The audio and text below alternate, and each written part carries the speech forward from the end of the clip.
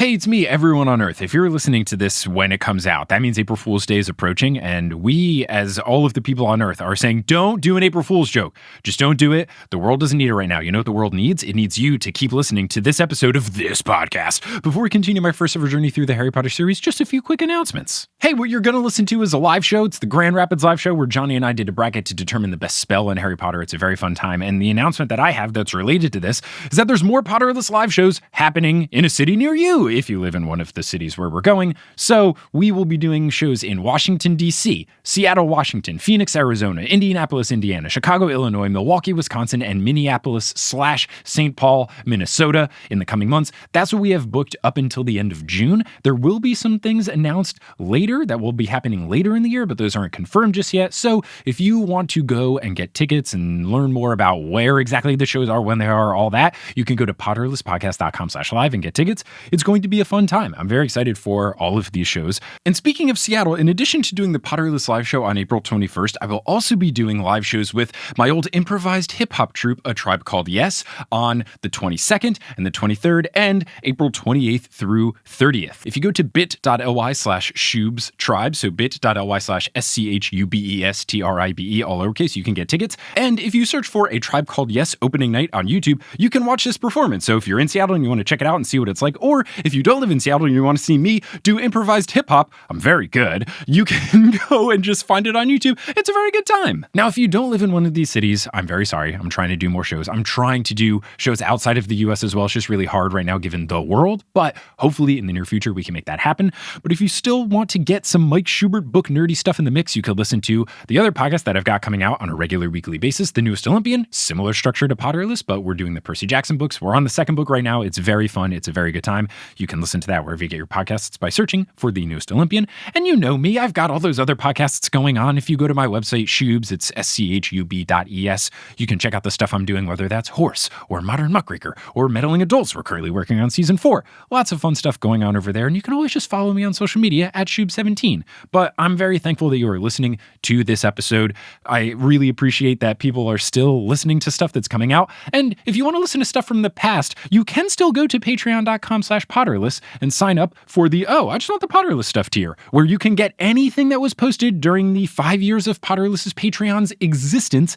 You can get access to all of it for just $4 a month. So with all that taken care of, let's get into this episode where Johnny and I, live in Grand Rapids, Michigan, did a bracket to determine what is the best Harry Potter spell. Oh, hello, Grand Rapids. How's it going? Hello, what's good? Oh my goodness. Thank you so much for showing up. I really appreciate it. I think that's really cool. Now you're here. Oh, what's good, everybody? Come on!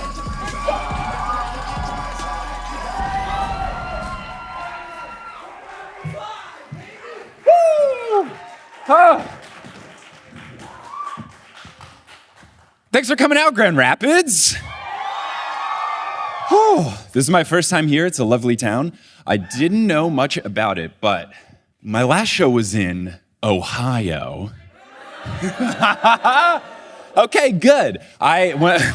When I was there, I was trying to say like, oh, it just came from Pittsburgh. Do you guys care? No. And then I started to just say like, is there any place you don't like? And they were like, Michigan! Like, I thought it was just like a college thing. I didn't realize the states actually hated each other. So, like, full disclosure, when I was in Ohio, I was dunking on Michigan a lot to play to the crowd. But now we get to return the favor. So now we're going to just dunk on Ohio, and I know it'll be perfect. Yay!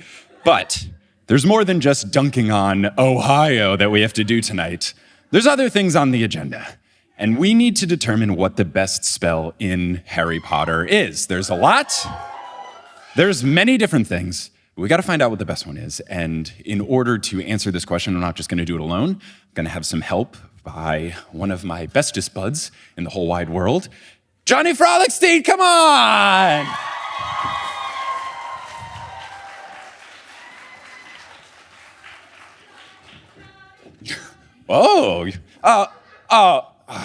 One of us is going to have to change. How do we keep doing this? Hey, everybody. Nice to be here. You guys talk about Michigan and Ohio yet? Yeah. You talked about, yeah. They don't like it. You tell them how the whole show is just going to be talking about the Michigan-Ohio debate. And we're not gonna... I think that's going to be the whole thing. Okay, cool. Just kidding. We're going to talk about Harry Potter. So what we've done here is we took all of the spells that at least were in the books and happened a good amount, and then we put them into 4 different categories, and then we will be doing a March Madness style bracket in order to determine what is the best. Because it is August, though, this is going to be August absurdity. So we will be going through that bracket. There's a couple different rounds that we will be doing, and each round has different rules. But the first, since we're just getting through a lot of different things, because we've got 8 in each of the 4 categories, we're gonna just go through and we'll have the matchups, we'll say what the matchups are, and you and I will just talk about them for a minute each. I will say, for you folks in the crowd, the later rounds all involve audience participation. So we will be, saying different things. You'll, by applause-o-meter, decide which ones you like the best. But for this first round, just because we have so much to go through, let us just do the deciding for the beginning, but you will get your chance later on. I just want to make sure we get through the show in time. So I think we should get started right off the bat with our first category, which is spells used in dueling. And we tried to keep this to book stuff. Some things were left on the cutting room floor. Unfortunately, turning your head into a shark didn't make it, bubblehead jinx, etc. Some stuff's just going to get left behind. But for this first matchup, the number 1 seeded spell we have is Expelliarmus, because of course. And that will be faced up against our 8 seed, Rictum Sempra, which is not necessarily the strongest, but it is Latin, because I took Latin in high school. It is... Hang on. I know, right? I didn't know that about you. Should we talk about that for a little bit? Maybe not too long, but I did take it for 3 years. Okay. That is Latin for always grinning, which is, that sounds more... Well, this is the tickle spell, right? This is the one where if you feel like you're getting tickled, which sounds simply devastating, right? Like, if I was getting tickled like nonstop and was like at the behest of somebody who had to just turn off the spell for me to stop, I'm really ticklish, and so this would like wreck me if I got Rick Decembra'd. Yeah, I think it's not used so much so in the books. Like, it's hard to tell like how long it lasts and how intense of a tickle it is, because there's different layers of tickling. Yeah, is it like 5-year-old dad tickle, or is it like cute couple tickle? But also, yeah, is it like bottom of your foot tickle? Is it underarm tickle? Ooh, like they're all different. Or is it a gut tickle? Yeah, you're right. Mm-hmm. Wow, I have so many questions about Rick December that But I didn't have 10 seconds ago. The thing about Expelliarmus, though, is that it does its job, which is just get rid of a wand. But then also, if you have 3 of them apparently at the same time, it can send someone shooting across the room. Or if you're in the movie, Expelliarmus just does everything. What's like the logical extension of that? What's like 10 Expelliarmuses at one time? Are you just like, do you fly farther, or do you like? I don't think it makes any sense that like what it's supposed to do is just make this like fly out of your hand, but like 3 people doing it is like, well, clearly you must be the one that flies now.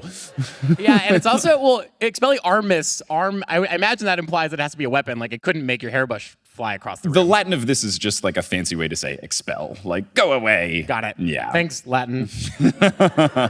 So I feel like with this matchup, I personally think Expelliarmus is just too strong and too well used throughout the series. Like, it's Harry's calling card, and as fun as tickling someone in a duel is, I don't know that it's like the strongest move. No, I don't know that if you're flying on broomsticks away from Death Eaters, you're not going to hit them with Rick December and get them tickled on their broomstick. You wouldn't, but if I was a wizard, that's all I would do. Like, I'd be like, oh, Dolohov Rictum Sempra. Yeah. And then he just starts giggling. Dolohov's real ticklish. Yeah. That's in book 7. As much love as I have for Rictum Sempra, I think Expelliarmus just has to make it. No, I'm with you. I'm with you. So our next matchup is between the 4 seed and the 5 seed. The 4 seed is Protego, and the 5 seed is the Bat Bogey Hex from Ginny. Which bogey is the British word for boogers. So it's not the Latin word for boogers? No, it is not. That would be like bogorus or something. But I don't know. I'm very partial to the Bat Bogey Hex. I'm a huge fan of Ginny. And just like to imagine your boogers transforming into a full animal and flying out of your nose is so intense. I was about to defend Protego because I think that it's really useful, and the fact that Harry does it to like block everybody from him and Voldemort during the like epic final duel in the books, not the movie, which is a fist fight. I was gonna defend Protego, but then you said literally it turns your boogers into bats that fly out of your nose. And A, that's hilarious. B, that sounds like awful. Like that sounds like a terrible thing to have done to you. It's not like you get like cuts on the inside of your nose. The other thing is that it is a form of transfiguration. Did McGonagall teach Ginny the Bat Bogey Hex? Because that would be like, maybe she was just like, oh, I know your brothers are always giving you a hard time. Like, you should do this to George. Like, wait. Yeah, and was it in class? Was it like, all right, today we're learning the boogers into bats transfiguration? I mean, maybe they spell. maybe it was like she did like a one-on-one like private lesson, like the loop into Harry thing where she was like, Ginny, come over. I think you have great potential for this hex. Prottego's fine. I feel like there are so many different shield charms that I don't feel like I feel like there's so many other things that can be used. There's only one Bat Bogey Hex. I'll tell you that much. There's only one. I know I'm very biased. I would like to pick Bat Bogey Hex out of this matchup. Is that how you're feeling, or do? Yeah, I'm sold. I'm sold. Cool. The fact that McGonagall might have taught it to Ginny is like enough for me. Okay, so Bat Bogey Hex moves on. The next matchup is between Petrificus Totalis and Levicorpus, and this is fun because they kind of do the opposite thing, where Petrificus Totalis means completely still, and Levicorpus is raise a body. How do you know that? I took Latin in high school. So, I mean, Petrificus Totalis sounds completely miserable to have happened to you. I've never had sleep paralysis, but Kelly has it quite a bit, and it doesn't sound great. Your brain's like, I'm awake, and your body's like, no, we're not. And you just can't move. I would feel incredibly uncomfortable. I thought that was like extremely rare, and I'm really sorry, genuinely, that Kelly has to deal with that because that's awful. But I'm with you. Petrificus Totalis does sound miserable. That said, Levicorpus, I think, has something going for it in that it's a non-verbal spell, which is pretty badass, right? Because, like, I think that's, like, the first non-verbal spell that we're introduced to in the whole series. And I think that there's maybe something to that. Also, like, being hoisted up by, invisible whatever in the air or upside down also sounds like incredibly miserable, blood rush to the head and all of that. Yeah. As far as, like, since this is the dueling category, if you were to use the two of them, the thing about Levicorpus is, like, couldn't you still, like, even though you're upside down, couldn't you still, like, shoot a spell back at them? Only if you were extremely skilled. Yeah, but that's the thing. If you were dueling against someone powerful and, like, Voldemort. Like Flitwick? If Voldemort or something was like, Levicorpus to Flitwick, and he's upside down, Flitwick's like, yeah, fine, okay, Expelliarmus. Like, it doesn't say it backwards. But, like, with Petrificus Totalis, it just feels more useful. Like, you can't do anything if it works. I think that's like a duel winner. Like, framed that way, I'm with you. Because if you Petrificus Totalis someone, the duel is over. If you successfully it's game do over. it. Yep, all right, fine. Cool, Petrificus Totalis moves on! And now I'm like 0 for 3 in trying to convince him.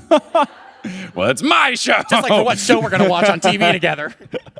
Okay, the final one in the dueling matchup is between Stupefy and Jelly Legs. Jelly Legs is very fun, but again, it feels like even if my legs were wobbling around, I could just still, like, hit you with something. Yeah, your aim might just suck. And Stupefy is just the general stunning spell, right? Yeah. Okay. But Stupefy is also the spell where McGonagall got hit by it 5 times. Yeah, and almost like they were worried she was going to die. Right. So but she's McGonagall, so you're going to be fine. I mean, you're right. Jelly Legs it would be very funny to see. This also, like, raises the question to me, like, why you would use any of these spells in a duel that aren't, like, Stupefy or Expelliarmus. Like, right. Like, I'm going to hit you with the Jelly Legs in the duel so that your legs are jelly, as opposed to, like, hitting them with fucking something that can knock them out. Right. Like, that's the thing of, like, using Petrificus Totalis or Stupefy or Expelliarmus. It feels like, why would you use anything else? Because if you're in a duel, it's just like, well, that gets rid of your wand, that gets rid of your arm moving, and the other one gets rid of your, consciousness. Like, those feel like all the winners. So yeah, I mean, Jelly Legs is fun, but I feel like Stupefy is very strong. Because again, like you're saying, it's a duel ender. Like, if the other person can't move because they're knocked out, I feel like you've done a good job in the duel. Yeah, I'm with you. That's game. Okay, so that advances. Making it out of this round are Expelliarmus, the Bat Bogey Hex, Petrificus Totalis, and Stupefy. We now move on to the useful spells. Ooh, things that are functional. So our first matchup in functional is the 1-seeded Alohomora versus the 8-seeded Point Me. So just for a little bit of background, like, 3 weeks ago when we decided we were going to do best spell, I was like, we got to do Point Me, and it's got to be the last seed. I mean, full disclosure, I think Point Me's hilarious. It's just like for anyone not remembering, this is actually in the books. But it's the thing in the 4th book where you just like turn your wand into a compass because of course wizards would make this like normal thing. They're like, oh, muggles are so silly. They have a compass that like actively tells you, you know what's better? Putting your wand in your hand, saying point me, and then it moves. Frankly, like, so if I had many a extra compass steps. that I had to say point me to make it work, I would use that all the time. But also that kind of begs the question, like, would any technical like advancement in human history have happened if everyone was a wizard? Like, definitely not, right? Like, all of the things that we've invented that do like incredible things would just have never been invented by wizards because they can say fucking point me to their wand. Right. It's funny because muggles have made strides in technological advances and like wizards still don't use pens. Yeah. They're still like, the quill, that still works. But yeah, I mean, it would have stunted it. Well, but on the contrary, Alohomora sucks, I think. Agreed. Because like it like there's a spell that you can make the lock so that Alohomora doesn't work. So like really who's Alohomora for, right? Like if any wizard can unlock any lock except if you anti-Aloha, like it's... Alohomora is like that meme where the person puts the Cheeto in the deadbolt. Yeah. Alohomora, what it really does feel like, and I guess this makes sense, is like if you have one of the, like a door, and you have your deadbolt, but then you also have the one that like twists and just locks it, where like, that locks the door, but like if someone really wants to get into the door, that's not gonna stop someone. Like you can usually like kick those or pick them or really hit the handle hard. Not that I'm promoting breaking and entering on the podcast, but like, I never feel safe enough with just that lock. No, Alohomora is like the speed limit. It's like a recommendation. Like this door should be locked. Yeah, it's like when a sign says keep off the grass, but it says please keep off the grass, and then you don't want it, like you feel like you don't have to obey it anymore. Like when the sign is nice, you're like, oh, well, they've said please. Now I don't really have to follow this sign. I don't know why my brain does that. But if something says do not open, it'd be like, I shouldn't do it. And then it says please do not open. I'm like, they're just asking me. Okay, yeah, so is Point Me gonna win? Yeah, well, Point Me's gonna win this round. No, I wasn't asking that. I was asking is Point Me gonna win it all? We'll have to see. It will face the winner of this next matchup, which is Aguamenti versus Wingardium Leviosa. So Wingardium Leviosa, very, classic moment in the movies and the book, but like not certain how functional it is. Aguamenti, like, yes, my wand is now a hose. Pretty cool. Yeah, I feel like with Wingardium Leviosa, it's like, if I'm a short person, I'm like arguing vehemently for this because I can't, like reach things or get things up high. But as a tall person, and as someone who has no empathy for anyone who's not exactly like me, I see no reason to argue for Wingardium Leviosa. The other thing, this is a movie, not book thing, but like, Seamus does Wingardium Leviosa so bad that it makes an explosion, which feels like really high stakes for the spell that's just supposed to lift something up. I would think that Wingardium Leviosa, there's other things that can make things either like go away. I don't know how often you really need to just like raise something up. Whereas Aguamenti, like if something's on fire, that's huge. Wait, I have a bone to pick with Aguamenti. So how does Aguamenti work? Does it fill up like a vase with water, or does it spew like water out of your wand tip? My brain is that it's always been water shooting out of the wand. Like because they put out Hagrid's hut with that when it's on fire. Yes. And they decide not to do that in the movie with the burrow. They're like, oh no, the burrow's on fire. Whatever will we do? Stare at it in unison. They didn't know what to do because it wasn't in the books. They're like, we've got no source material. We don't know what to do. So in the cave, why didn't Harry Aguamenti straight into Dumbledore's mouth? That's really smart. Why didn't he do that? Because he tried it in the cup, but it like wouldn't fill because of the thing around the cup. I can't fucking use it then, I guess. Yeah, he should have done the like, open wide, Dumbledore. And you know what I'm not going to do right now is I'm not going to make a sex joke about Aguamentiing into anyone's mouth. I would never do that. No. I do think Aguamenti's more as a better, like, especially because this is the utility section. I feel like Aguamenti is more utility. Yes. Like Waterworks in Monopoly is a utility. So I feel like Aguamenti moves on. Literally cannot argue with that logic. It's too good. Okay, so the next matchup is between Accio and Reparo/Episci, which we have decided is the same thing. One is just for things versus your face. Accio, I do want to give a shout out to people on Instagram, not Ariana, but there's an E at the end. So like Ariane, maybe? Mm-hmm. And also someone, also Laura, who I posted like a little thing of like, oh, the show tonight, here's the spells. And then they both all caps were like, you forgot Accio? So thank you. That would have been embarrassing. Accio Accio versus Reparo. Accio obviously very strong and like one of those things that I'm glad we can't do because then my step counter would be 0 for every day because I'd never have to go anywhere.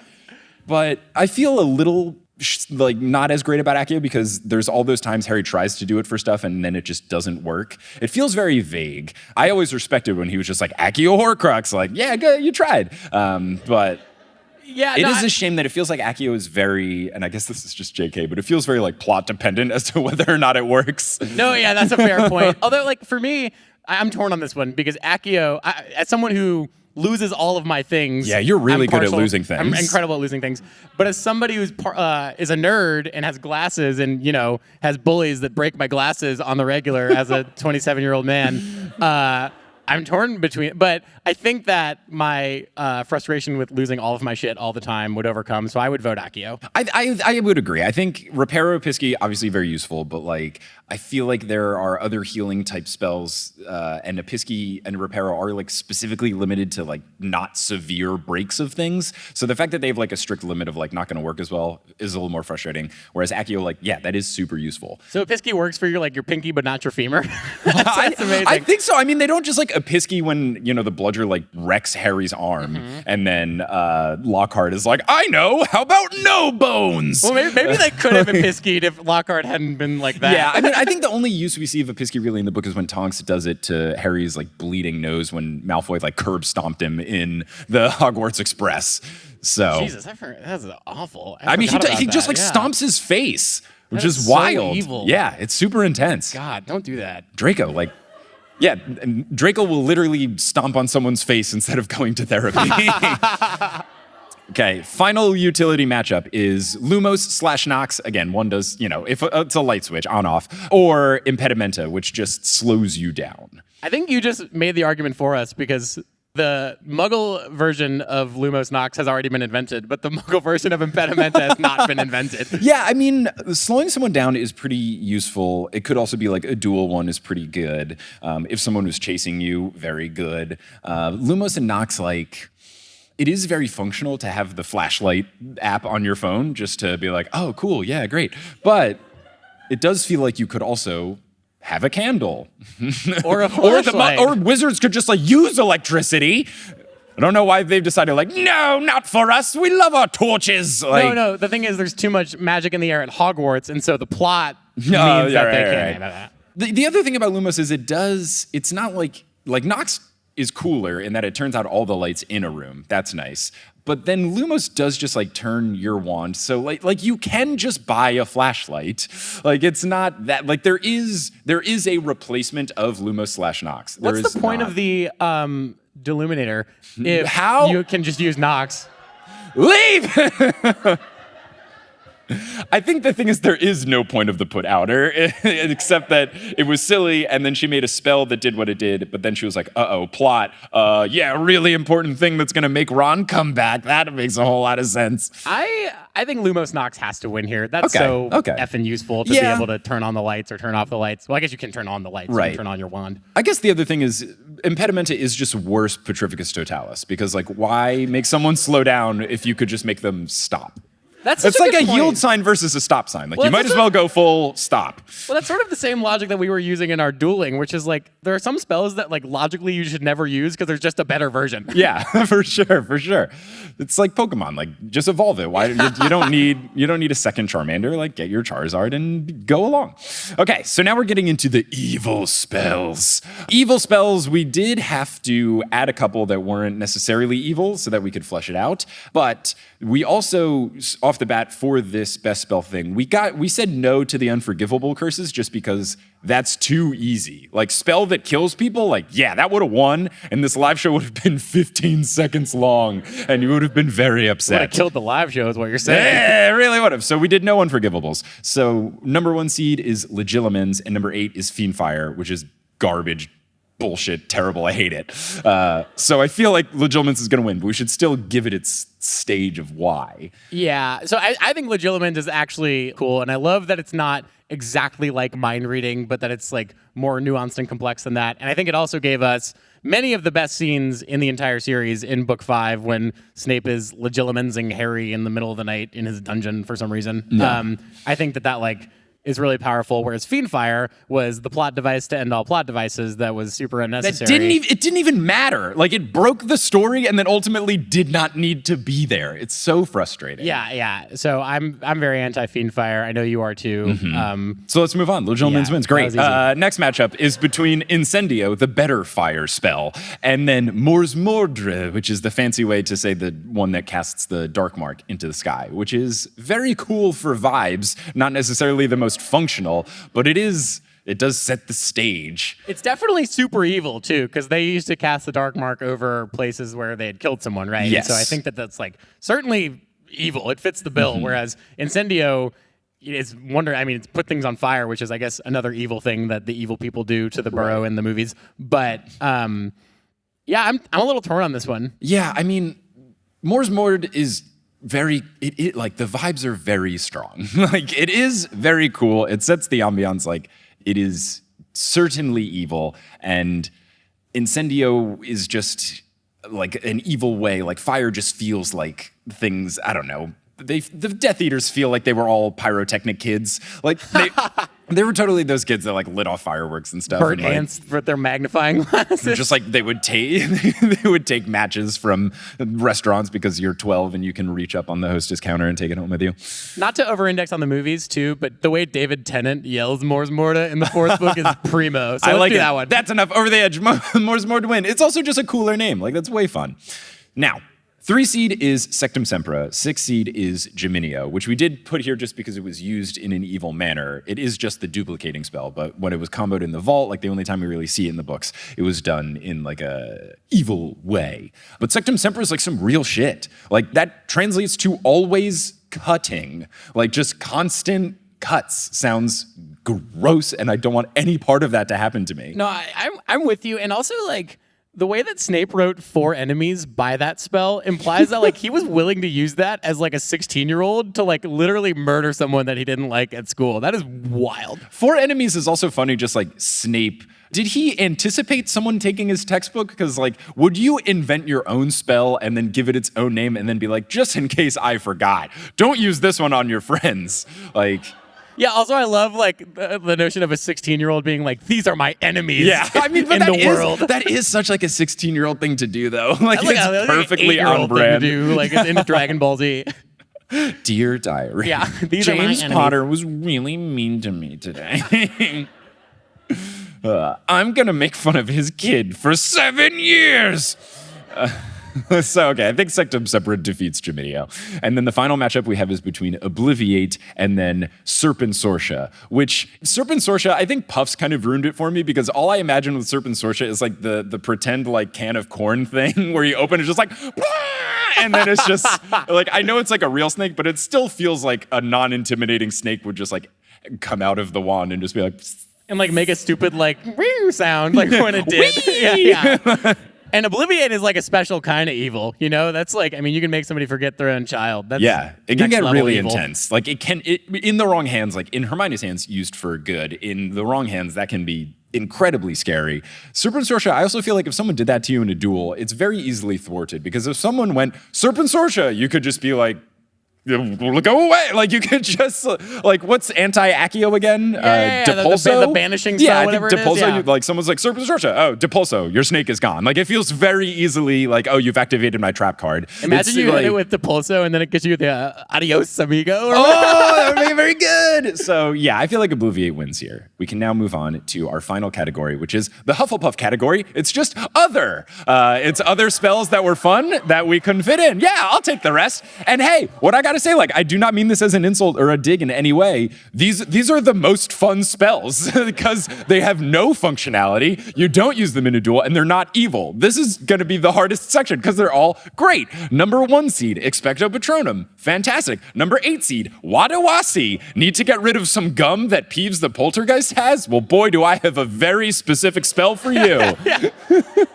Well, and Wadi Wasi implies that it's for like wads. Yeah, the Harry Potter wiki thing says, it's so funny because this Harry Potter wiki, I don't know if they like, someone doing it wanted to give it a real definition or whatever, but rather than just say like, it's the spell Lupin uses that one time to get rid of gum, it says something to the effect of like, if you need to remove a soft, chewable mass. Like, oh, gum? So, yeah, gum or like chewed up something. Yeah, spitballs. Like, I guess. It was the 90s. As much as we love Wadi Wasi, I feel like Expecto Patronum is fantastic and also cool and very useful to get rid of Dementors, tells you the personality. I'm not a big fan of Patronus changes, which is well documented on the podcast itself. It also just sounds very cool. Like Expecto Patronum sounds very satisfying to say as a spell. No, I'm with you. And also the fact that it's not just for Dementors, but you can like deliver messages or like be warm or whatever. I think that's like pretty Yeah, Kingsley sends his links and it sends a message. And then pour one out for Wadi Wasi though. Come on. Yeah. For the folks at home, I definitely poured out water onto the floor. No, I didn't. I try to be nice to these venues. They're very nice to me. Okay, so the next matchup is the 4-seeded Confundo versus the 5-seeded Reducto. So Reducto doesn't just reduce things, right? No, I think it like blasts a hole in stuff. Like he like used it in the hedge maze on some of the like stuff to make it like have a hole in it or something. I don't know. It's what they always use now in all the Fantastic Beasts movies where they just do vague blast spell. I guess it's just like a love just energy being sent with my mind and no words. Super cool. Confundus though, I feel like it has a range of uses because you could use it for something highly important, such as making sure that someone auditioning to be the keeper in a Quidditch tryout misses the last of the quaffle throws, like Hermione uses it. But I like that you could probably also use it for, you could use it for a duel to make someone feel confused, much like your, I guess, I would assume if you use it in a duel, it's like confusion in Pokemon where the person then does a spell to themselves. Like, oh, Psyduck's confused. For 3 turns. Yeah, Psyduck hits himself with a Petrificus Totalis. So I feel like Confundo's got some range. Reducto is just it's so generic. I don't really know if it's useful in that it's like, how often do you need to just vaguely blast things? I'm pro Confundus Charm because it would have prevented the plot of Inception from ever happening, and it would have saved a lot of people a lot of migraines if you could just confunded someone to like know the thing. Well, there you go. Great. So Confundo moves on. Now we get the Fidelius Charm versus Pier Totem Locomotor, which is what McGonagall uses to make all the statues come to life, which is very fun and super cool. I am not the biggest fan of the Fidelius Charm because it didn't work well. Its whole thing was like, we're gonna do this thing with the Secret Keeper, so James and Lily are safe, and then it didn't work. I know this wasn't the charm's fault, but it feels like it's got a flawed system behind it. Yeah, you're right. It was pretty ineffectual for James and Lily. I'm just really curious how it like practically works, which is true of all of these, but I'm really curious how it practically works. Like, we know that the house that was Sirius's house, or Grimmauld Place, like sort of popped up in between 2 houses when the Secret Keeper said, like, y'all can go in. But, like, is that built into, like, the design of every wizarding dwelling? Is, like, what happens if you Fidelius this? Like, yeah, and, like, what if you had a house with a Fidelius charm on it, and then you put it on wizard real estate, and then someone got it, but then they couldn't find their house because they didn't meet, like, the right terms? Wow, the wizard housing market is, like, a full show that we could get into. And I'm sure it's probably terrible. I would do in 2008. Yeah, God. It's probably really, really bad. Yeah, the Fidelius charm, I think what hurts it is that it is so like made just for the plot existing. It's not as direct, whereas Pier Totem Locomotor is very much to the point where it's like, do you have a statue? Do you want it to come to life? Well, boy, oh boy, do I have the spell for you. It's like when we were watching YouTube videos last night and there were commercials and you were a big fan of the very direct commercials. Yeah, the commercials, they tell you what they do. You get these little like 5-second ads, and then there were ones for company that we won't support, but it was like vague, like in 5 seconds, they try to give you like this vague pitch. Whereas like the one for like Dawn dish soap was just like, clean your dishes. Are your dishes dirty as shit? Buy Dawn! And that was it. Like that was the whole ad. It like showed this disgusting dish where like someone had a lasagna, and then instead of eating it, they were like, lasagna. And that was the play. And then it was just like, sponge, buy this. Like, very good ad. So to be clear, you're saying that Pier Totem Locomotor is the Dawn ad of spells. It's to the point. It doesn't waste any time. It does something cool. Write that down. Statues come to life. Great. So I vote that. Do you agree? I'm with you. Let's Fine. do it. Bang. Okay, great. Pier totem locomotor has advanced. Now, ridiculous versus a pugno. Both very specific. A pugno is what Hermione used to summon birds that then attacked Ron when he was being there, thank you, asshole. I was trying to say like the British version, but I always get so confused because An arsehole. Well, like, yes, thank you. But like, for some of the British insults, like wanker, at least in America, seems like so like not a problem. As does like, I don't know, some of them just like seem nice, but then they're like considered legit curse words over there. So I always feel strange. But yes, when he was being an asshole, thank you. That was a pugno, and then ridiculous is just. Do you have a boggart? Well, boy, oh boy, do I have a spell for you. I love like incredibly niche use case spells like ridiculous, right? It's like there's one thing that you can do. You can make a boggart be funnier, which I like. I love how specific that is. The name is cool. What it does is fun because it doesn't just get rid of the boggart. It specifically takes whatever your fear is and then makes it silly. Like it added roller skates to the spider. It put Snape in the grandma garb. Like I like that ridiculous. It like caters to the person, which I think is fun. It's like a personalized spell experience, which feels like I'm pitching the worst app ever. But I like ridiculous. The name is fun, the use is fun, and I like that it doesn't just do one. It does one thing, but it doesn't just do it the same way every single time. I'm really stuck on this app. Ridiculous sounds like a like stupid comedy app that you could literally download. But it wouldn't have any vowels in it, so it's just like ridiculous. Yeah. Okay, so I think ridiculous advances, which means we are through round one. Ho-ho! Did it. So, we're going to do round two, and round two, we are first instituting some new rules here. So for round two, what we will do is we will each be defending one of the things, and there's different constraints. And for this one, we will only get to use 10 words to argue why we think the spell that we are defending is better. Johnny will do one, I'll do the other, and then we'll go to you guys for the applausometer to determine what makes it on to the next round. So, really quick, yes. Should they applaud for the better 10-word argument or their favorite spell? I think it should be whatever they want. If you feel particularly moved by an argument, go for the argument. If you really love the Bat Bogey Hex, go for that. Like, I think I'm not your mom. You can clap for whatever you want to clap for. There's no wrong answers. The only wrong answer is talking loudly while we're talking. So, this matchup is between Expelliarmus and the Bat Bogey Hex. Which would you like to defend? I'll do Expelliarmus. I think Cool. you love the Bat Bogey Hex. Okay, in 10 words, why is Expelliarmus the better spell? Harry uses it a lot. And sometimes it makes folks fly. Okay, to the point, though a lot was one word. So, Bat Bogey Hex, simply imagine You can stop. a bat flying out of your nostrils. Yikes.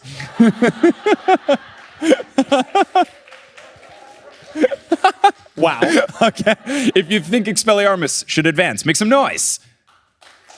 If you think the Bat Bogey Hex should advance, make some noise. All right.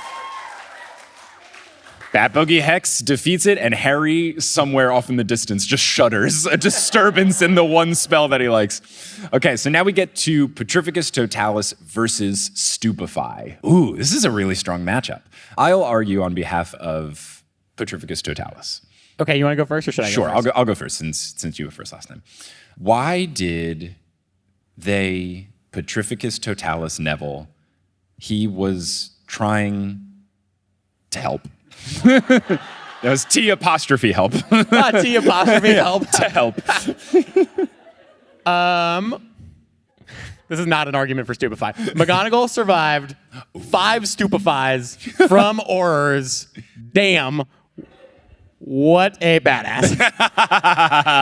I like that neither of us talked about the spell. We just talked about someone who had it, not even someone who cast the spell, someone who's on the receiving end of the spell. So, with these incredible arguments that we've just put forth, if you think Petrificus Totalis should make it forward, make some noise. Oh, if you think Stupefy should make it forward, make some noise. All right. That's good. Okay. We will now move on to the utilitarian ones. We've got Point Me, and we have Aguamenti. Which would you like to defend? I'll go ahead and take Aguamenti. I feel like you should. Come on. Okay, I'll you take gotta Point Me. come Okay, on. okay, Don't okay, be fine. nice. Come Fine, on. I'm being bashful. All right. Imagine a compass. Okay. Who needs 10 words? Okay. I'm doing Aguamenti, right? Okay. Just for record, 24 ounces? Yep. Okay.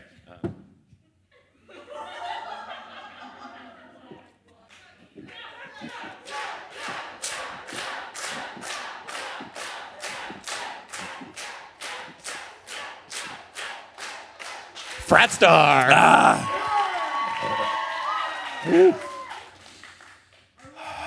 Oh, thank you. I love you too. Very quick aside, there was one time in Seattle, I had just done an improv show. I had some friends having a house party. I showed up at the house party. I was like running off the fumes of doing an improv show and absolutely slaying. And then I show up at the party, and one of my buddies, Ted, says, Mike, have you ever done the Nalgene challenge? And I was like, the what? And he was like, here. And he handed me 2 full 32-ounce Nalgenes. I was like, you have to chug both of them in under like 2 minutes, and then you can't throw up. And if you don't, you win. And I did it, and I didn't throw up, but I've never felt the max capacity of my stomach like that before. It was water, right? It was just water. They were both just straight water. I could feel like if someone took an eyedropper of water, like I was at full. Like it was it. And I just like stood like this for like 20 minutes on the balcony, and it was okay. And I was very cool at the party. Everyone was very impressed because I was the only person who didn't throw up. And that's how we got into Kappa Sig or whatever. These were people who were like fresh out of college, and I was 26, so I was the oldest person at the party, but also the coolest. So yeah, my argument was just chugging water. For folks listening at home, they're very confused. 2 quality. that was it? That was me. Yeah, Aguamenti. I mean, if you're really thirsty, Aguamenti, fantastic. 3 out of our 20 words. If you think that Aguamenti should move forward, make some noise. If you think Point Me should move forward, make some noise. Wow! All right, Point Me makes it forward. Okay. Next is between Accio and Lumos/Nox. What would you like to defend? I will do Lumos/Nox. Okay, I will go first then with Accio. Fuck, where are my keys? Oh, here they are. Nice. Fuck. I just woke up during REM sleep. What to do? Okay. All right. If you think Lumos/Nox should advance, make some noise. Okay. Yeah, where my sleepers at? If you think Accio should advance, make some noise. All right. I forgot to mention that the person who woke up while they were sleeping also had to go to the bathroom, so that was a pretty poor argument. Okay, now finally, we've got our Hufflepuff spells. So, Expecto Patronum versus Confundo. I would like to argue on behalf of Expecto Patronum. You want to kick it off with Confundo? McLagan was an arsehole.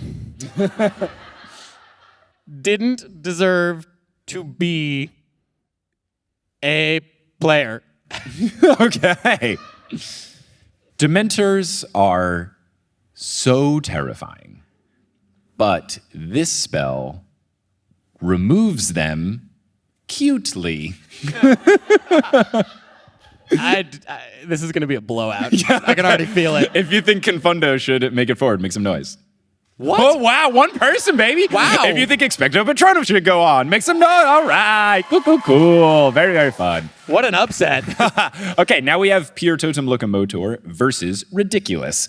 I feel like you were big on Ridiculous. I will begin with Pure Totem Locomotor. Knights in armor, statues of elders, and animals now alive. Imagine if you could make your worst fear funny. Sick. That's pretty good. Yeah. All right. If you think Pure Totem Locomotor should advance, make some noise. Okay. If you think that Ridiculous should advance, make some noise. Okay. All right, great. Okay, so that will conclude this second round. So to recap, everyone that is left in our Elite Eight is now, we've got the Bat Bogey Hex and Stupefy for dueling. We have Point Me and Accio for the useful spells. Oh, do we not do evil? Did we not? We didn't do evil. Wow. Okay, never mind. Just kidding. We're going to do the evil spells. Oh no, Lucius Malfoy's in the crowd. So, Legilimens versus Mors Mordre. I'll go with Legilimens here. All right. You want to kick it off with Mors Mordre? Mm-hmm.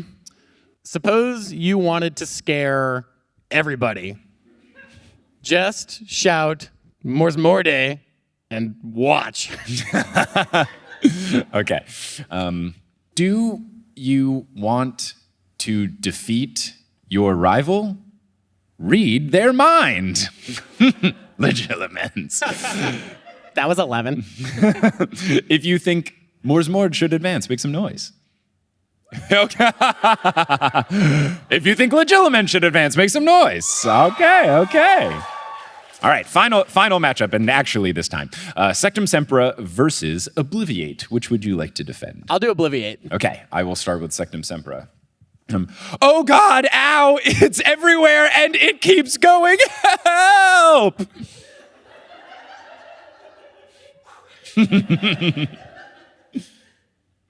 Why hurt someone physically Oh, shit. when you can take away identity? Wow. Incredible. Okay, if you think Sectum Semper should advance, make some noise. Nice, yeah, wow. If you think Johnny nailed it with Obliviate, make some noise. Well done. Okay, so now the final thing out of evil in the Elite Eight is Legilimens versus Obliviate, and in the Hufflepuff category, it is Expecto Patronum versus Ridiculous. Cool. So this will bring us to the end of Act 1 before I get into intermission. But before we do, hey, it's me, Editing Mike. How's it going, everybody?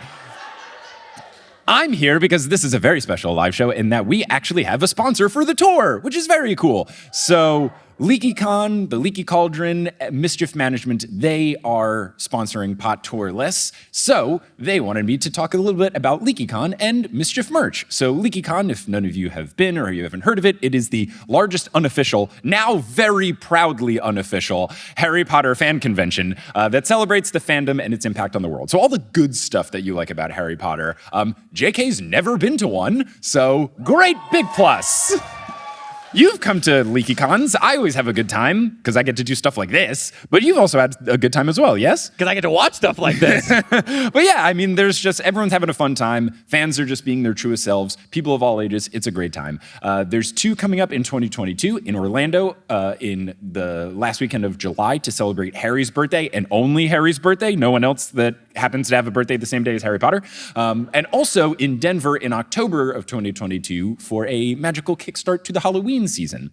You can see fun live things like live podcasts. You can also see people from the movies get interviewed about behind the scenes stuff. Lots of really cool merch. The expo hall with merch made by independent people, not like officially licensed stuff. So really cool stuff. A lot of independent folks there. And because you're a Potterless listener and you're here, if you go to leakycon.com, you get tickets, you can use the promo code Potterless and you'll get 10% off. But if you're thinking, gosh, July and October, that's a million years from now. I want something now. Well, you can get merch. They have a lot of great merch and it's not just Harry Potter stuff, but if you want to get merch and because you're here and you're a Potterless listener, you get 10% off if you go to mischiefmerch.com and again, use that promo code Potterless. So shout out to Leaky for sponsoring the show. But yeah, we'll see you in about like 10 or 15 minutes or so after a brief little intermission. So yeah, see you guys soon.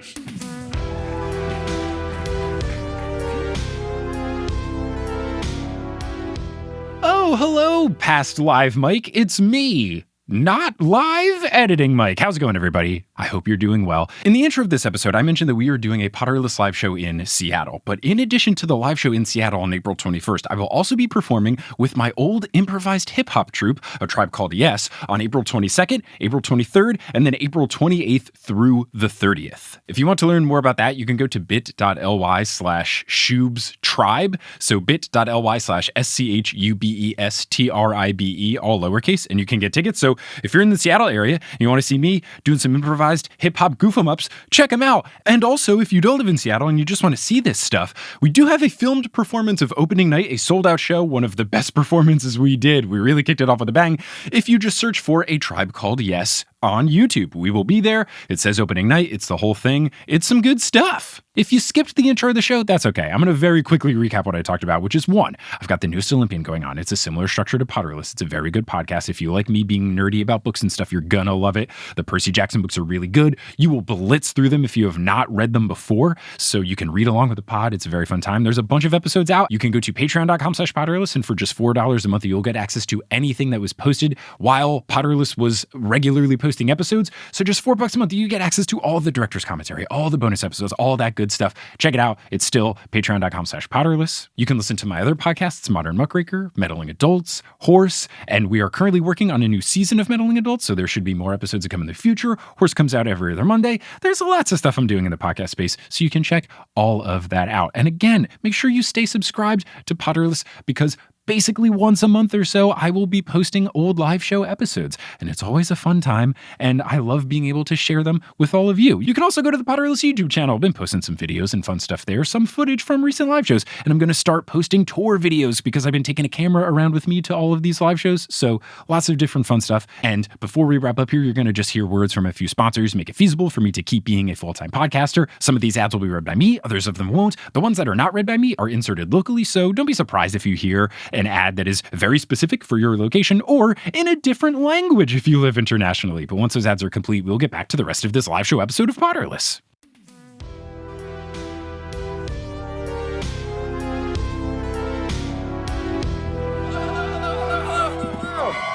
Okay.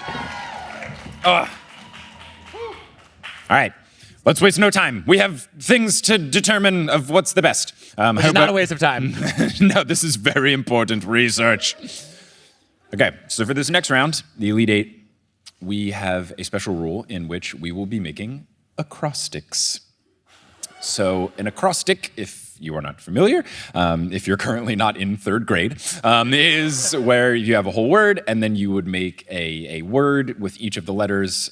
So if you were doing Mike, it would be like magical, inventive, cool, but with a K, entertainer. So that is what we'll be doing. And then again, audience applause meter to decide what moves forward. So first we have bat, bogey, hex, and stupefy. I'll take bat, bogey, hex. Bats are terrifying, but only gruesome, extra youch, having external Xylophone. Maybe just X in this case is like no, like the lady with the emoji. So. All right. Stunned. That's unfortunate.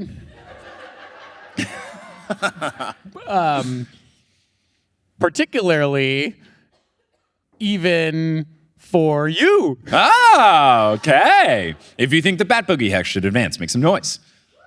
All right, if you think stupefy should advance, make some noise. All right. Well done. Okay. Point me. And Accio, do you want to do point me? Point only in north, then make exit. I came up with that on my own. That was nuts. Yeah.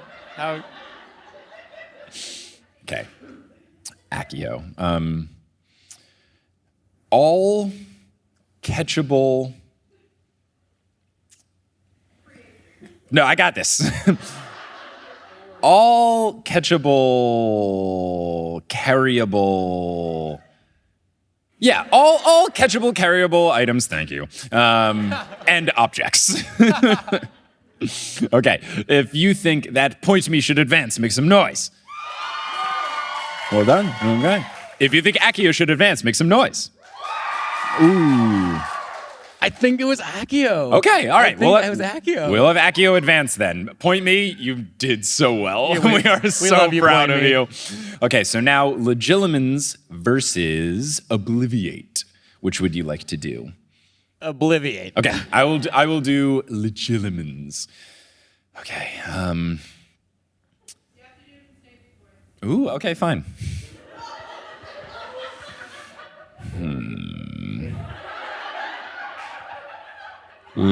Liars easily get get identified. Legilimens is mightily efficient. Now, students. Turn the picture there to 94. While you were doing that, I was brainstorming all the words that start with O in the English language, and I came up with one, and it was octopus, which is not what I'm going to start with.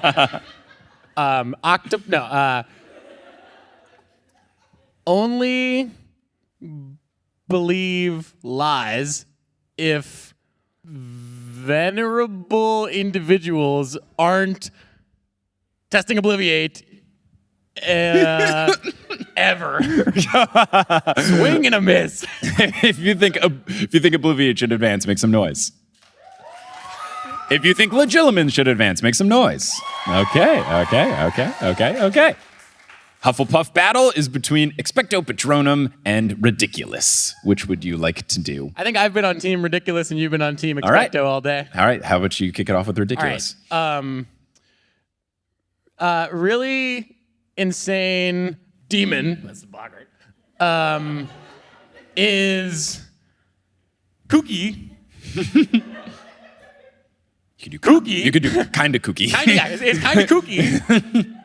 Unless Los Estudiantes use spell.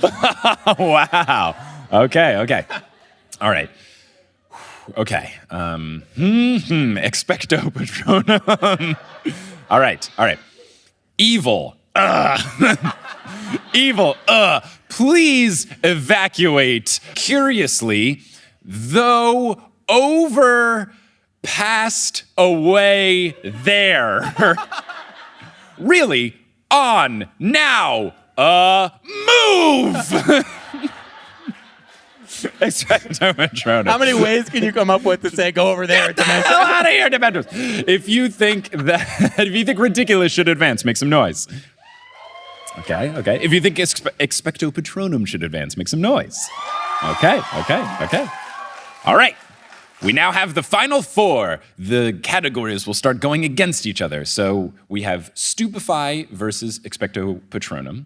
And then we have We have Accio. We have Accio versus Legilimens. So for this round, what we will be doing now is you have to do rhyming couplets to argue on behalf of what you are defending. So first, let's do Stupefy versus Expecto Patronum. Which of those would you like to defend?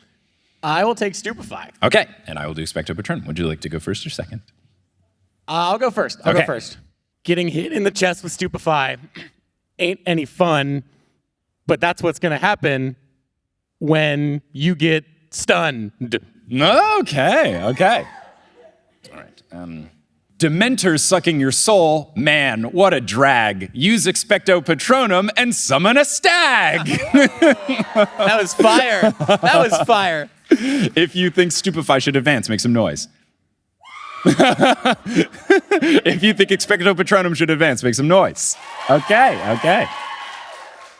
And now we have Accio versus Legilimens. Which would you like to argue on behalf of? I'll do Legilimens. Okay. You want to go first or second? I'll go second. Okay, Accio. When using this spell, its use is clear. It's when you want the stuff you've lost to get over here. Using Legilimens for evil stuff, fine, whatever, bro. But the best use case is when Snape used it on Harry and saw him making out with Cho. Okay. If you think Accio should advance, make some noise. Okay. If you think legilimens should advance, make some noise. Woo-hoo-hoo. I mean, that was good. That was good. Okay. So now we have our final matchup. And this is great. This is always what happens when we do these brackets is like some silly ones like point me, make it along, and there's some goof 'em ups. But when we get to the final two, it makes sense. Expecto Patronum versus legilimens. That feels like very strong, both sides of this battle. Now for the final round, what we are going to do is we're going to give 3-minute TED Talks about why we think that the spell that we are defending should win. So, Johnny, would you like to do legilimens or Expecto Patronum? Again, I will give you Expecto Patronum because I think you're more passionate about it than me, so I'm going to go with legilimens. Would you like to do your TED Talk first or second? I'll go first. Okay. Take the stage. Like a real TED Talk? It's open to Hope you're ready for interpretation. some pregnant pauses.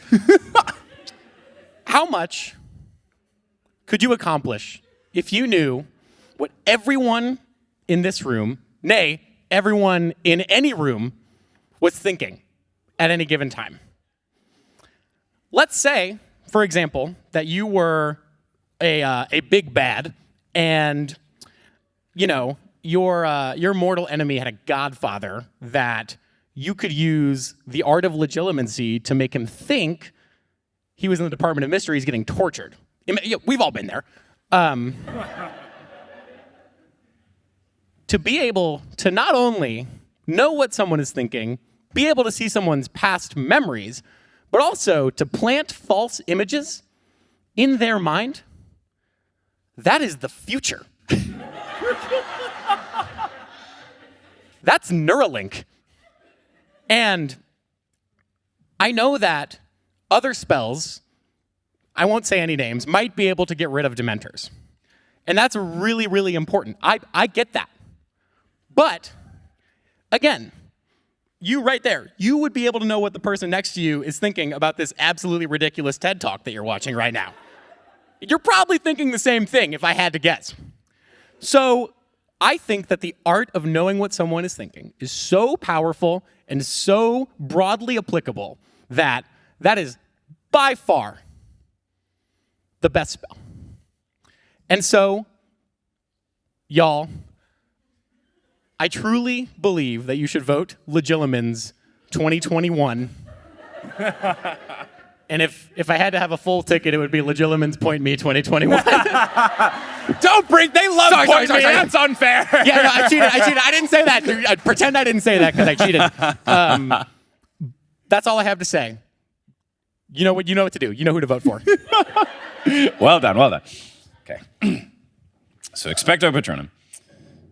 Hi, thank you for coming to my TED Talk. So, Expecto Patronum is the best spell because there's so many different ways in which it is the best. And it's all the different ways that we have used to argue for some of these spells tonight, and it happens to be all of them. So, first off, it can be a dueling spell if you are dueling a Dementor. Like if that comes up, it makes sense. It fits for dueling. It's a very powerful spell, but it goes beyond that. You can use it in just like as a useful function. That was a whole category of spells we've been talking about today. Kingsley Shacklebolt uses it to deliver a message. You can use it more than just the one use case that it's mainly known for. It goes beyond it. There's other things you can do with the Patronus. It is not evil itself, but it does banish evil. A Dementor is one of the scariest things, not just in Harry Potter, but like think of any villain, evil force in any sort of fantasy. A Dementor is someone that is trying to suck out your soul and just remove all of the happiness, and it preys on sadness and any sort of negative feelings. And you have a spell that can just make that go away, and not just in a way that makes it go away, but a way that like makes you feel warm and fuzzy inside. Uh-oh, now we're talking about the Hufflepuff category we had today. Feeling warm and fuzzy. And that's what's also really great about Expecto Patronum is that you have a spell, it takes the shape of something that either speaks to your personality, an animal that represents who you are, or it matches that of your significant other or someone that you love, and it can be like a physical manifestation of that love that you have. Or it's just some random animal if you took that Pottermore quiz and they were like, yeah, a house rat. Like you can get some weird choices, but that's not Expecto Patronum's fault, that's J.K. Rowling's fault. But Expecto Patronum is also a spell that it takes a lot of care to learn, and you really have to work at it, and we see some great teaching moments between Lupin and Harry and Dumbledore's army. And I think that it's nice to have a spell. When we were talking about the best spell, it can't just be some spell that anybody could do, not just any old person. You have to really work for it. And just in life, the things that you have to work for are always the best and the most rewarding things. So Expecto Patronum is useful in a couple of different ways. It's saved lives throughout the series. It looks cool, which I think does go a long way in life. And it's also just very satisfying to say. Like, you just feel powerful. It's like the windmill dunks of spells, where like someone does a windmill dunk and you're like, oh my gosh, how satisfying. Like Expecto Patronum, just saying like, Expecto Patronum. Like, it just sounds so powerful. Like everyone on the count of three, say Expecto Patronum. 1, 2, 3. Like, don't you just feel powerful? Like, maybe you didn't take Latin in high school, so you don't know exactly what you just said, but you're like, I don't know what I just said, but I know it was very powerful, and now I'm going to let this ghostly-looking animal that is very important to my personality, my love life, etc., get rid of all of the badness that is around me. So there's many different reasons why I think Expecto Patronum is the best spell, but from banishing evil to looking cool to sounding cool, it's got it all, and I rest my case. Thank you for coming to my TED Talk. Okay, so now is the most important applausometer of the night, where we're determining what is the best spell. So, if you think that Legilimens is the best spell, make some noise. Okay. Getting close. If you think Expecto Patronum is the best spell, make some noise. Ooh, I think I got it. Do we need to do it one more time? I don't know. I think I got it. You think you got it? You think you got me? I think we'll do it one more time. Okay. Legilimens, make some noise. Expecto Patronum, make some noise.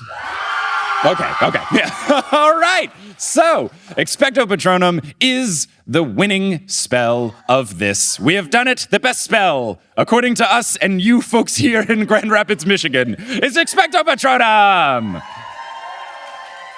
Okay. Boy, me would have been a terrible VP, so that's fine. So now we're going to move on to Q&A until we have to leave. So we're going to see, oh, cool, lots of fun questions. Great. So let's go through, see what we got, and we'll have some fun here. This is from Michelle, who says, longtime listener, first-time emailer.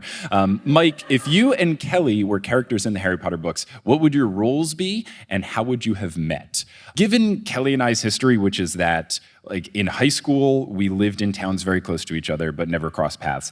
And then even we went to the same college and didn't really cross paths that much. It took us, I was working abroad in Paris and she was studying abroad in Paris. And that's how we ended up becoming closer. Like, we knew of each other's existence, but that's where the connection was made. So I feel like we would have to meet in very incredibly strange circumstances in year 6 in the book. So it would have to be something where, for some reason, we were both at, I don't know, some sort of event, not on campus, and then coming back. Could be like a Beaubaton study abroad. Oh, trip yeah. So we'd meet at Beaubaton for something, and then that's how we would meet. As far as the roles, I feel like Kelly would obviously be in Hufflepuff, I would be in Gryffindor, and I would probably just be the kid trying to convince Hogwarts to start a basketball team and an improv team, and Kelly would be just the very nice person that everyone gets along with, but also gets very solid grades because Kelly's a smart cookie. But yeah, that's what I'm thinking. What about you, Johnny? What would you be, and in the books, if you were a character? I think that I would be a Gryffindor as well. I would probably be the person who really admired Hermione for always raising her hand on stuff, but also way too afraid to raise my hand to answer any questions. I think that would have probably been my vibe at Hogwarts. I also probably would have tried to learn the stupidest. I would have been so good at point me. I would have learned the stupidest spells as quickly as possible. For sure. Well, thank you for your question. This next one comes from Emily. Emily says, hi, my name is Emily and I'm a Ravenclaw. I just wanted to ask, because I'm super excited about the Percy Jackson podcast, what are you liking most about the books so far without spoiling it? And have you figured out who your godly parent is? So, I'm only like on chapter 6 of the first book, so I don't know much. But what I like very much about these books so far is that Percy, as the narrator, he is basically the opposite of book 5 Harry, where he is just so nice, but also like still really funny and like has some great jokes in there. He's also, as the narrator, really good at like leading you on and making you want to read the next chapter, where he'll just like give a little hint about like, oh, I thought this field trip was going to be okay, but I couldn't have been more wrong. And then you're like, well, now what happened, Percy? He's very good at suspense, and I'm a sucker for suspense, so I like that a lot. But he's just like, he's so nice. Like when you first get introduced to Percy's mom, he does a little paragraph before you talk to her, where he's just like, let me tell you why I love my mom, and it's great. It is so beautifully wholesome. So I'm really just enjoying Percy as a character and the narrator. As I tweeted today, like I'm doing a big 180 on my feelings towards people named Percy with this podcast. As far as my godly parent, I think this would be a fun one of like, what Greek god do you think is your parent?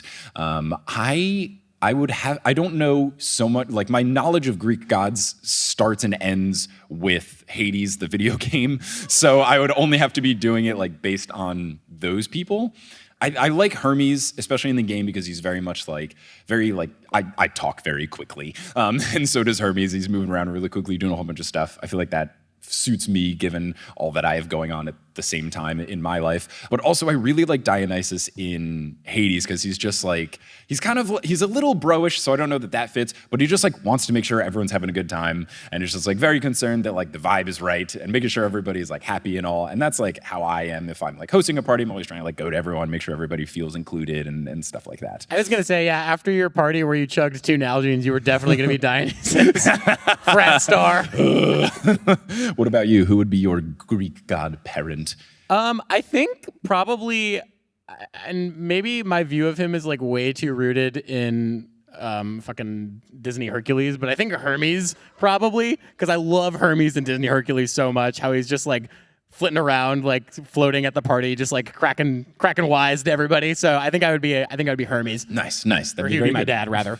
I wouldn't be him. Thank you for your question. Next one comes from Samantha. So she asks, if we could create a spell, what would it be and how would it function?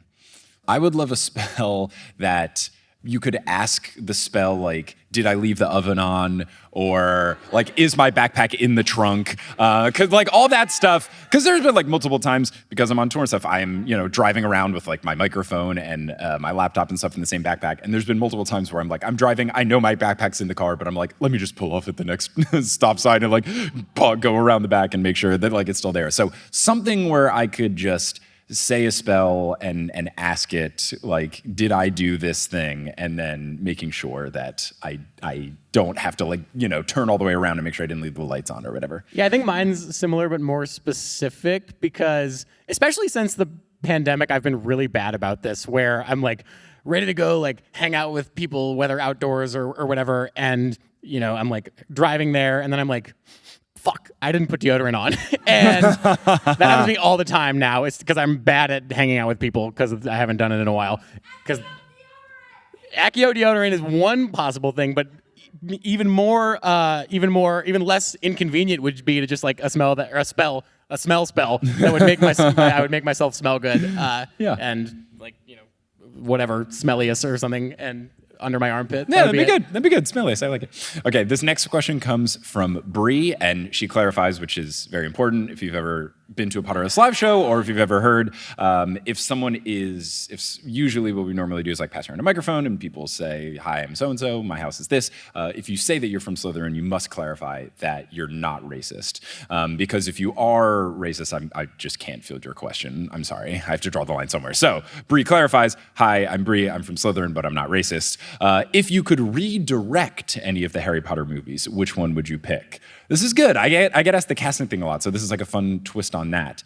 I would probably redirect the 6th one just because I loved the sixth book so much, and I feel like they just focused on the wrong things, and they just sucked all the life out of it. Yeah, like they took out things that were good, they added things that made no sense, and the sixth book, like, I get that things are serious and that the Horcruxes are coming along and stuff, but like, there's also a lot of really funny moments in the sixth book. Like, there's a lot of really great Ginny moments. Like, isn't there like yelling at Ron in the corridor because Ginny was making out with someone? Like, isn't that like in book 6? Like, there's a lot of fun moments, and I just feel like 6, they were just like, what if we made everything gray, both visually and then also tonally? Like, it just feels like such a downer and such a serious film when like the book had fun too. So, but then we wouldn't have gotten that amazing Harry Ginny kiss. That was the most awkward thing that anyone has ever seen ever. God, my goodness. What about you?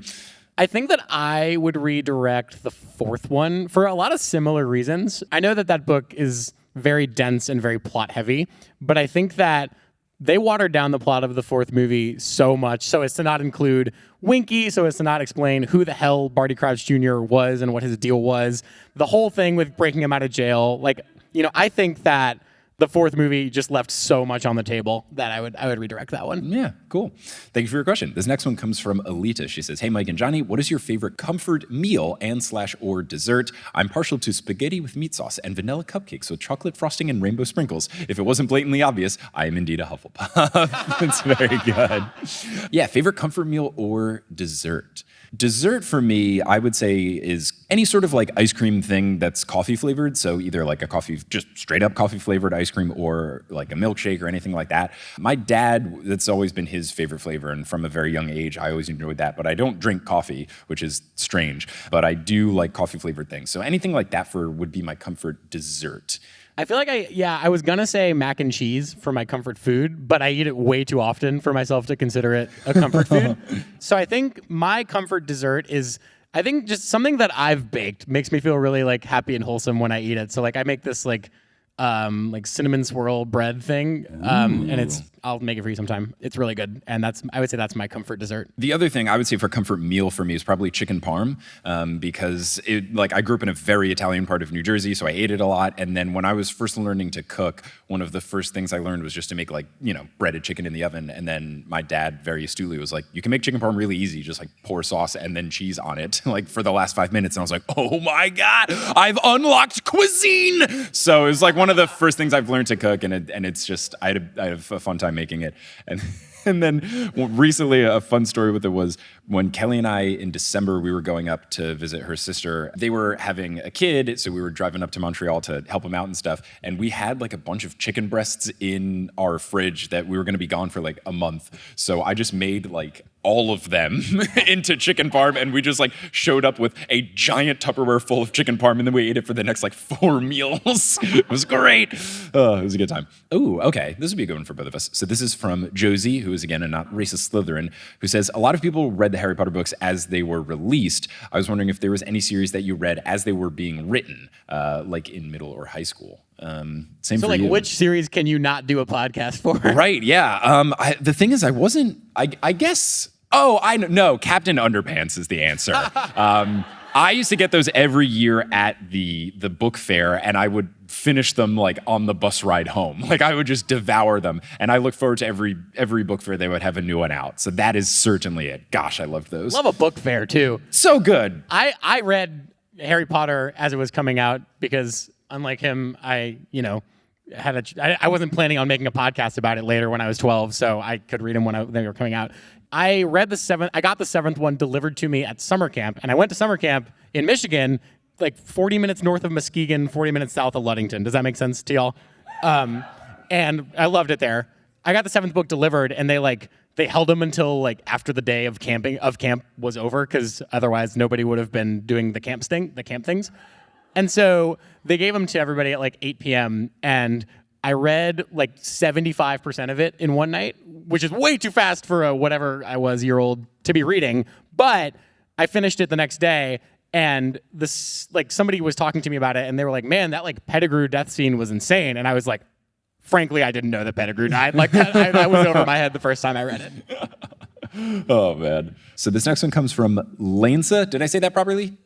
Okay, I did. Okay, sweet. I try to pronounce names correctly. I feel very bad if I get them wrong. So Lance says, we saw from the Instagram from, and I will pronounce this incorrectly. Is it Meijer's? Meijer's. We saw the Instagram from Meijer's, and we have to know what you bought. Proud Hufflepuff with my not racist Slytherin and Gryffindor buddy. So yes, as we were driving in, we were just trying to go to Meijer's, get some great groceries. We were just getting like snacks and stuff to also make breakfast because we were coming up from Kalamazoo, the birthplace of Derek Jeter, one of the greatest baseball players to ever live. So don't boo, come on. What team do you like? The Dodgers?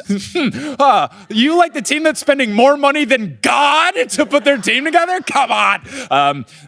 Anyway, we went to Meijer's to get a bunch of snacks and stuff, and we did great. We got grapes, we got blueberries, we got some Swaggerty's breakfast sausage, 100% because the name of the company was Swaggerty's. We got eggs, we got chocolate milk, regular milk. I'm a big into fun cereals. They still have the Little Debbie's oatmeal cream pie cereal, which slaps so hard, and everyone should go to a Meijer's after the show and get it. It is absolutely fantastic. Picked up some Twizzlers, some M&Ms. Yeah, pretty much everything we would have bought if we had walked in there as 8-year-olds. We got. And then, we got eggs to make breakfast, and then I bought gum because I ran out. And I think that was it. Love Meijer. Big fans. Big fan. Love Meijer. Wasn't expensive. The huge thing, which we'll be going to tomorrow, is Kelly and her sister have been like searching the earth for Dunkaroos because they said that like they were making Dunkaroos again and they're supposed to be in 7-Elevens and they just haven't been anywhere in New York. But we saw a giant Dunkaroos display in the Meijer's. So I will be going there, much at the request of my wife to pick her up a laughable amount of Dunkaroos. So that's what's going on there. Yes, great experience. Can't complain. Good stuff. Let's see. Oh, this subject is, the email subject was Ohio sucks. So definitely opening this one. My name is Taylor and I'm a Hufflepuff. I have 2 questions. Number 1, what's your pre-show routine?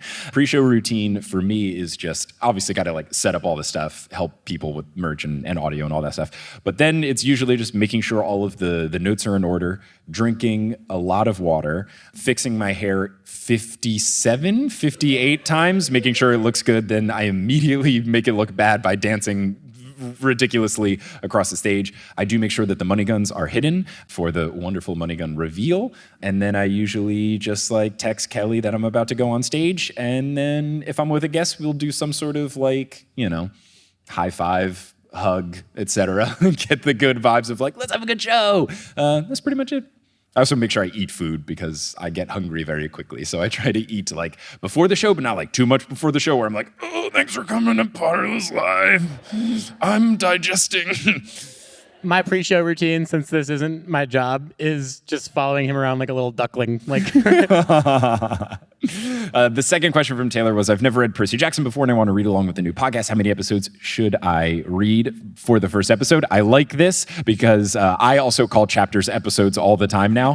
So I like the mistake here. But the chapters, we're starting off with the first book doing like 2 chapters at a time. So episode 1 will be 1 and 2, 2 will be 3 and 4, etc. We'll see if we get to like a more intense chapter that deserves its own thing, but for the most part, it's going to be 2 chapters per episode. I'm excited because I think the Percy Jackson thing, there's a lot of folks who haven't read it, so some people will be using it more as a book club, whereas the Potterless was more of like, well, look at this guy who didn't read them, and Percy Jackson's more like, yes, an excuse to read them. So I think that'll be fun.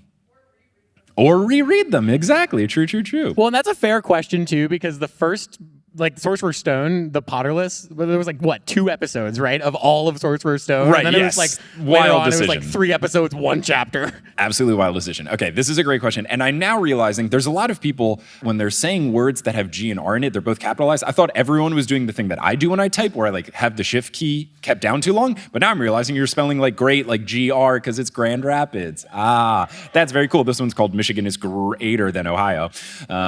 So Alita asks, what Disney character do you think represents each Hogwarts house? So I feel like who's the most racist Disney character? Probably someone from Song of the South, right? Any of them before 1950? Whoever the bad guy in Song of the South is, I guess, is Slytherin. But I don't know anything about that movie. Hercules is Gryffindor as fuck. Oh, yeah. But yeah. Ravenclaw, we need, like, who is the nerdiest? Belle? Yeah, Belle's pretty good. Hufflepuff, who is just like, oh, you know who else is Gryffindor's hell? Buzz Lightyear. Yeah. He's mad. He's very big Gryffindor. energy. I feel like there's a lot. Like Tigger could also be big Gryffindor energy. I think Pumbaa is extremely Hufflepuff. Oh, Pumbaa is totally Hufflepuff. That's a great answer. Yes. All right, this is a good one. Courtney, based on something you said earlier, says, my name is Courtney and I'm a Hufflepuff. Whose house would you want to buy on the wizarding housing market? I don't know how many houses we see. Like Malfoy Manor feels like it would be very fancy, but like there's certainly ghosts in Malfoy Manor, right? Like they can't. That has to be like there's got to be something bad there. I mean, the borough is like very quirky and fun, and you don't have any neighbors that are gonna like yell at you if you have a loud party, so that's a plus. I think Xenophilius' Lovegood's house would be pretty sick. Because then you get his perfectly round kitchen, which is what you want in a interesting. kitchen. You want it to be perfectly round. Yeah, I would say Grimmauld Place would be a really good one if you call the Ghostbusters and you get rid of Mama Black, because I feel like having someone yelling at you every time you come home is like not great, but if you can get her out of there, then you're fine, because it's a pretty cool house and people don't know it exists and it's between, like, that's pretty cool. I would pick the Dursleys' house. Oh God, the worst. Oh my goodness. Okay. Okay, so this is good because I don't think we've ever told this story in this podcast, and every time we perform together, we're wearing these shirts. Anna says, I'm a Ravenclaw. I'm not wearing my glasses and I can't see the pattern on your matching shirts. Can you explain the pattern and why they were chosen? So this is a great note to end on. When I was in Paris for work stuff, Johnny was in London studying abroad, and we had a thing where Johnny visited me in Paris, I visited him in London. There's a big like metro stop where a bunch of trains come into, but in the basement of it, like just as you get above the train floor, it's like a mall. And with international cell service stuff, Johnny wasn't going to be able to call me. It would have cost him like data money. So there was a Forever 21 store, like really close to where the stairway of the specific train he was taking was going. So I was like, oh, there's a Forever 21, like right after you go up the stairs, just meet me there. So I got there and I was there just like waiting for him, and Johnny's train ended up getting delayed. So I was just chilling in the Forever 21 for like 15 to 20 minutes by myself. So I was like, oh, I'll look around. So I looked at the stuff, and then there was a whole, like much to my vibe, there was an entire table like this, filled of patterned shirts with like all of these different things of different animals. So there was like a shark one and some other stuff, but the best one by far was the ones that we're wearing, which for anyone who's not wearing their glasses in the crowd or listening to this after the fact, it's like a deep blue, like approaching navy, with pugs on them. So they're all pugs, and they're all giving you like a very fun look. Like they really want to go on a walk. So I was there and I got the shirts, and I, instead of just greeting Johnny in the Forever 21, I greeted him with a shirt in each hand, and I was like, hi, glad you're safe. We're buying these shirts. So then we bought the shirts and we started wearing them around France, in Paris. And the thing about Parisians is that the whole stereotype that French people are mean is wrong. French people are really nice. French people are really mean to tourists when they know for sure they're tourists, which I love. Like as someone that has now lived in very tourist trappy cities throughout my life, like I appreciate this energy a whole heck of a lot. Like when New York City did the thing recently where it was like, oh, you have to be like it's got to be a vaccine if you can get anywhere. And people are like, what's this going to do to the tourism industry? Like people won't come. I'm like, good riddance. I don't want them to come. So we were going around Paris wearing these matching shirts, and the looks of disdain that we got from the people in Paris, they knew that we were Americans and just assumed that we were the worst people on earth. And they were right. They were right. But yeah, we had a good time. And then now anytime we're doing stuff together, we wear these shirts. So yes, thank you for your question. And that's the story behind these matching shirts that, one of these got to change. But yes, so that's going to do it.